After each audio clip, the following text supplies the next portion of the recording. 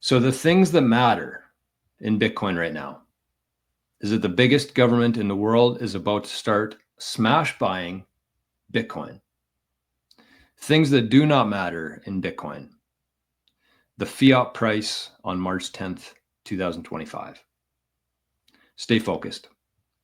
So let's talk about this, because there's been a lot of different takes. There's been a lot of different thoughts and posts and podcasts and everything about this. And I think that most people are way out to lunch with this. I mean, obviously the average person is, but like even a lot of Bitcoiners, I think, are.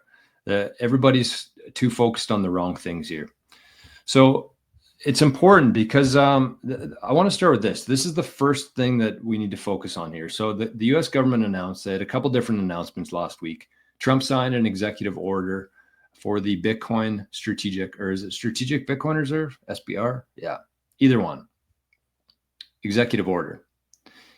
And within that, it clarifies, it differentiates Bitcoin Strategic Reserve and the digital asset stockpile.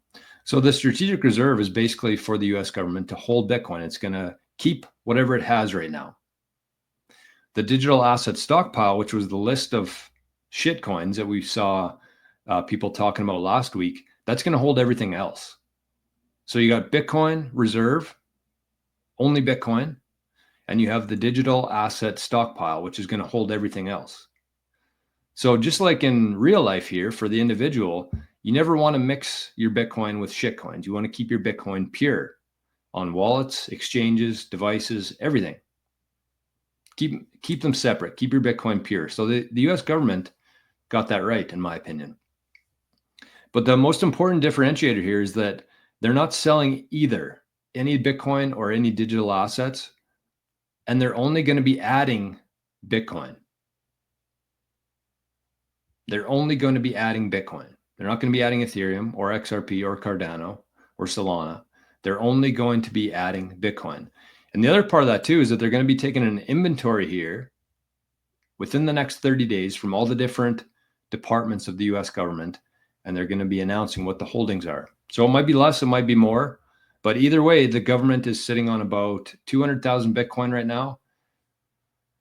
They got to give some to Bitfinex, but they're going to be buying more Bitcoin. That's the whole point here. They're going to be buying more Bitcoin.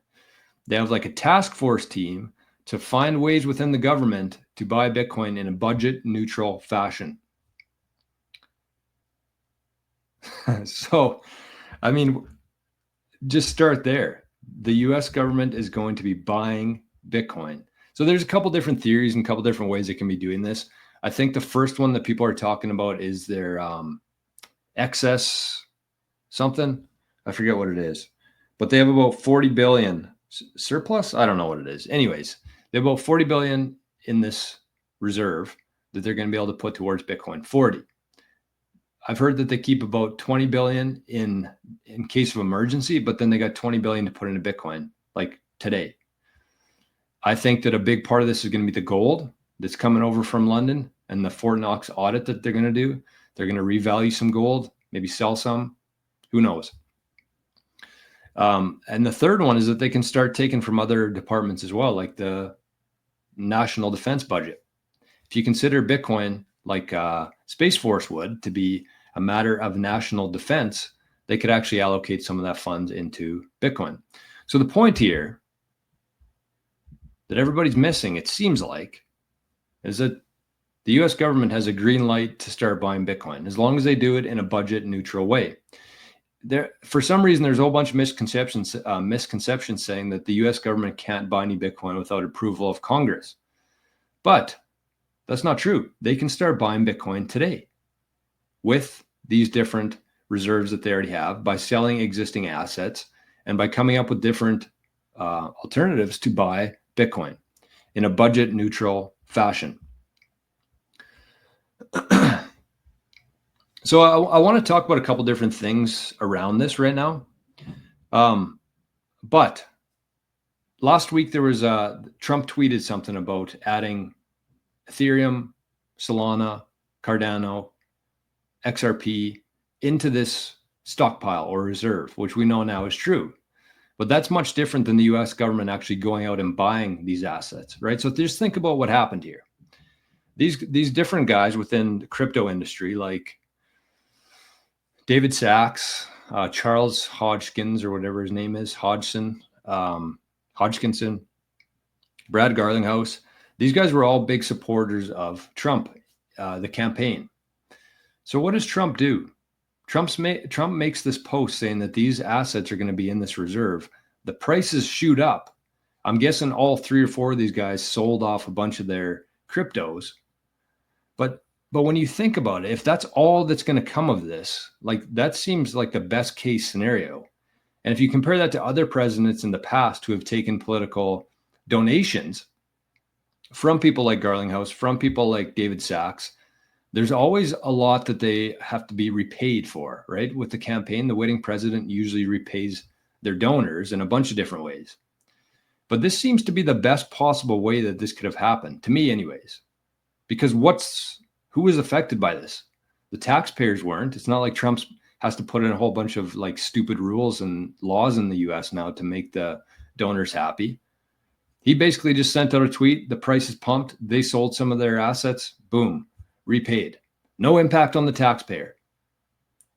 The only people who were affected by this were idiots, which is perfect. Anybody who was dumb enough to buy XRP and Ethereum and Solana when this happened, those are the only people that paid for these donors, essentially. So that's done. It's the stockpile's there. They're not adding to it. They're only going to be adding to Bitcoin. Taxpayers did not pay for it. Only idiots paid for it. Seems to me like the perfect plan. The other part here that I wanted to mention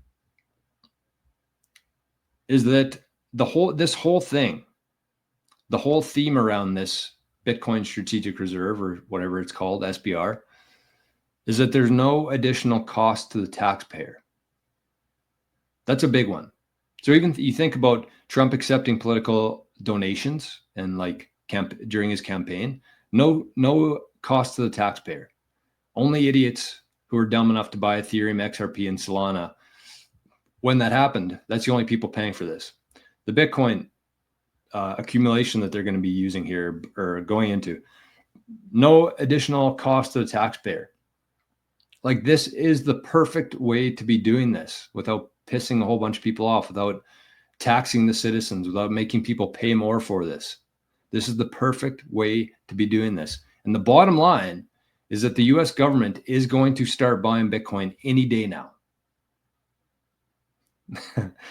And I don't think people have fully comprehended that aspect yet. The US government is about to start buying Bitcoin any day now. So that's what's important. What's not important is the fiat price in Bitcoin. So that's, was I blurry that whole time? Oops, sorry. Everyone's going to think they were hammered when they're watching this. So yeah, that's kind of my take on it. I don't know.